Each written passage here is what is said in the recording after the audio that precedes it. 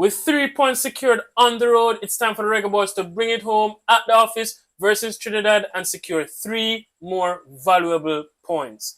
Jamaica versus Trinidad is a game of history. This is pretty much the derby of the Caribbean. We're talking about dancehall versus soca, party versus doubles. It's a game of pride, and we have to win.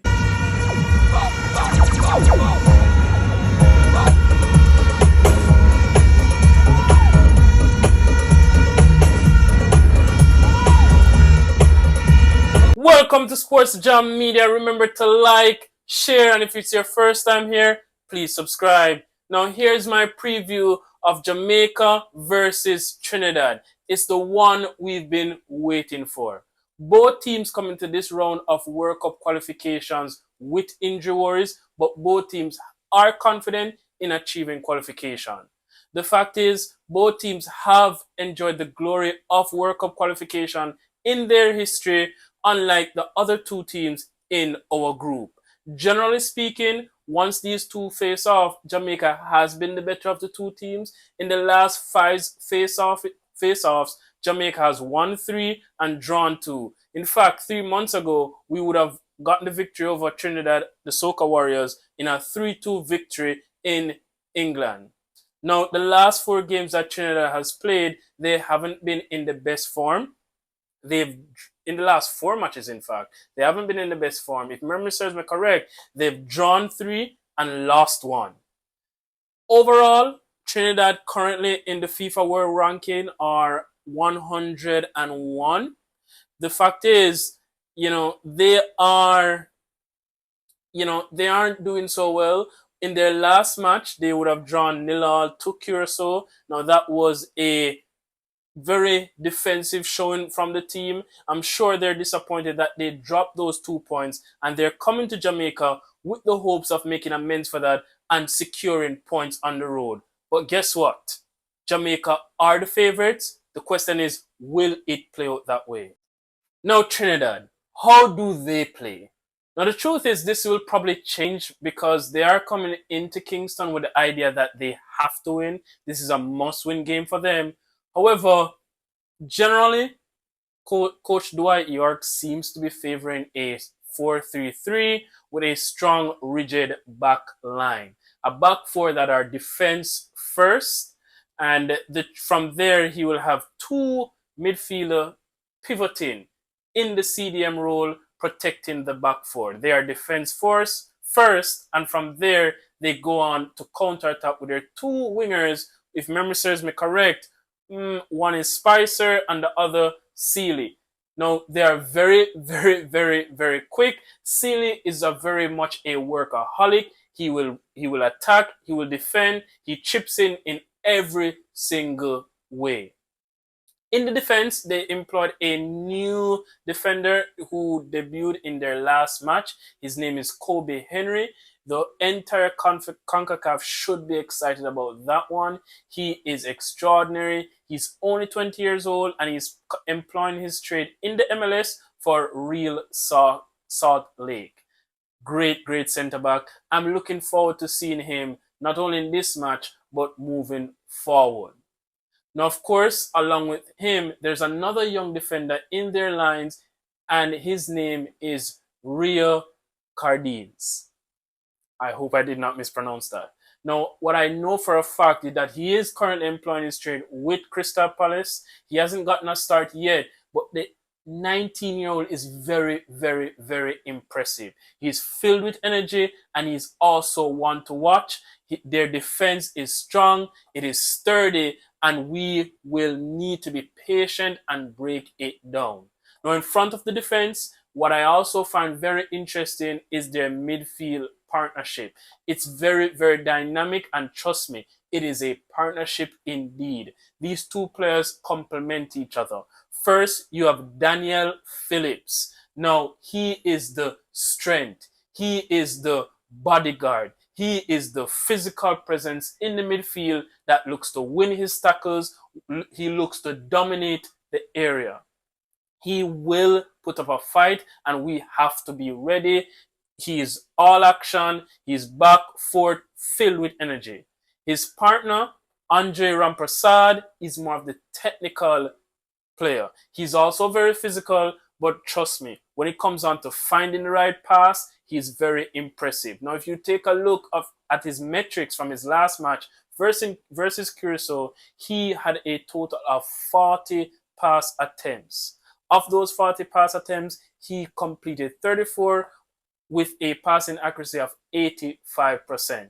Now, if you were to take a moment and let us compare that to our midfield, two of our midfielders, Andre Russell, Casey Palmer, they did not complete 40 passes between both of them. In fact, Casey Palmer only completed 14 passes, and oh my God, Mr. Russell, who was invisible in the game, only completed a little bit over 20. If you were to add them together, they both did not complete as much passes as this one player. What that tells me is that this midfield battle is one to watch. The Trinidad team, traditionally, they're a passing team. They're a technical team. They're all about playing in small spaces. We have to come ready to win this midfield battle. It is important. We're resting and we're hoping that Mr. Hayden steps up and puts on a masterclass. I am hoping. I am hoping dearly. Now, great defense, midfield to watch, but that does not take away from their star man, Levi Garcia. A great striker, a great reputation. Right now, currently, he's being highly criticized by the Trinidad faithful. Now, the truth is, in his last 5 games for club and country, he has yet to score. He plays for Spartak Moscow in Russia, in the Russian league, in the Russian first division.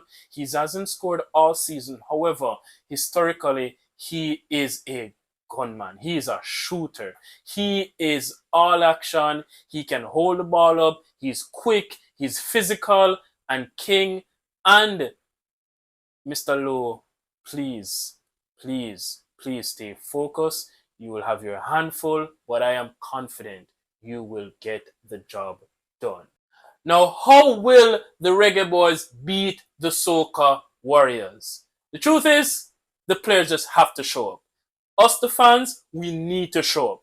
We have the better team. We have the better quality. It's as simple as that. I'm not the biggest fan of Steve McLaren, but with that 4-0 thrashing to Bermuda, there's absolutely no reason we shouldn't be walking away from the National Stadium with all 3 points. Now, tactically speaking, what I noticed in the last match, Trinidad deployed a natural midfielder at left back.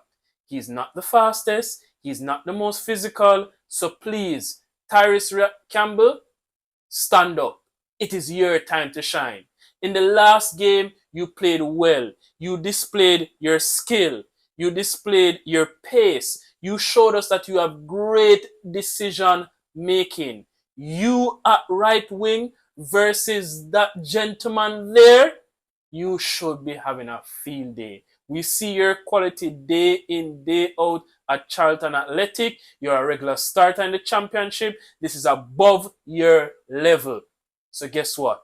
I'm expecting at least 1 assist. I'm expecting you to create at least 1 goal for either Bailey Kadamatri or Cephas. I expect you to dribble. I expect you to beat him.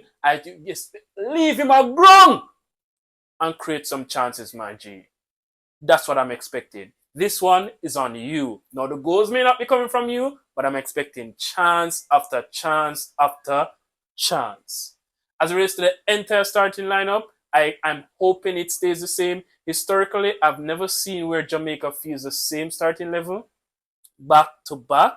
However, it would be great for us to see some consistency moving forward. Now, of course, last video I spoke about our squad depth, but let us see what the boys did who played the last match. Let's see if they can replicate.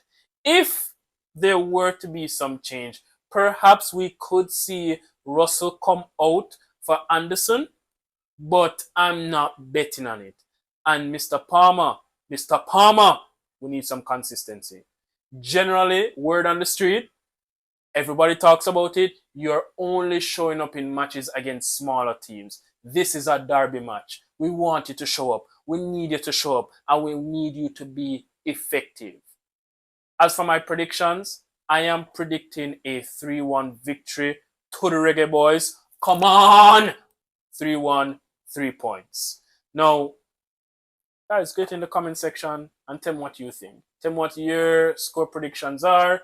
Tell me what is your starting lineup. Tell me any changes you'd make to mine. Come out on Tuesday. Link to the ticket purchase for those who don't know where to purchase tickets. It will be in the description of this video. You can always please reach out to me on Instagram, on TikTok.